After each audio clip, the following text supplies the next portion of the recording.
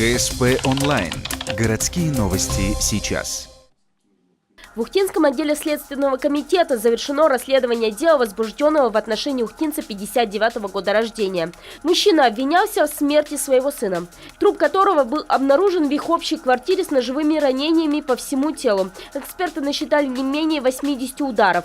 Оказалось, что все их нанес отец, ранее проходивший лечение от психического заболевания. Из медицинского учреждения мужчина вернулся домой на похороны супруги, сразу после которых он напал на своего сына. Тот не смог дать отпор ввиду того, что находился в состоянии алкогольного опьянения. Незадолго до произошедших событий скончалась супруга обвиняемого. Он в это время проходил медицинское лечение в определенной организации. Когда вернулся домой на похороны супруги, то решил, что к смерти его супруги причастен сын. На самом деле смерть женщины не носила криминальный характер.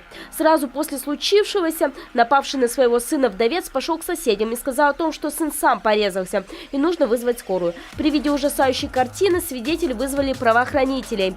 Было возбуждено уголовное дело. В ходе расследования мужчину признали невменяемым. Теперь он проходит принудительное лечение.